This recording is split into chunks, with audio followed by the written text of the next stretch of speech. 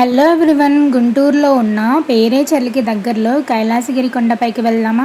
కైలాసగిరి అనే పేరులోనే తెలుస్తుంది కదా, ఆ పరమశివుడి గుడికని అర్థమైపోతుంది.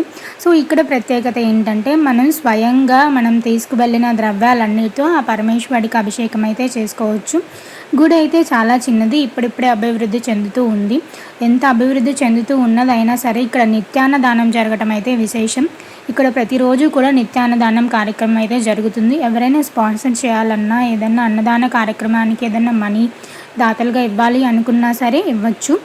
అండ్ ఇక్కడ చూడటానికి వ్యూ అయితే చాలా బాగుంటుంది. చుట్టూ అంతా కూడా మెట్ల దారి కూడా ఉంది. అలానే ఏదైనా బైక్స్ ఆర్ కార్స్ వచ్చే దారి కూడా చాలా బాగుంటుంది. రోడ్ అంతా మెట్ల దారి మాత్రం కొంచెం కష్టంగానే ఉంటుంది. అదైతే అంతగా మొత్తం కొండపై వరకు అయితే మెట్లు అంతగా బాగు చేసి అయితే లేవు. అలానే ఆ స్వామివారికి మనం తీసుకెళ్ళిన అన్ని ద్రవ్యాలతో మన చేతులతో మనం అభిషేకం చేసుకోవడం చాలా హ్యాపీగా అనిపించింది. ఆ స్వామివారి దర్శనం చేసుకునే ముందుగా అమ్మవారు పార్వతీదేవి అలాగే కన్యకా పరమేశ్వరి అమ్మవారి ఇరువైపులా ఉంటారు. ఆ అమ్మవారిని మనం తాకి దర్శనం చేసుకొని అలానే ఆ స్వామివారి దర్శనంకి అయితే వెళ్ళొచ్చు.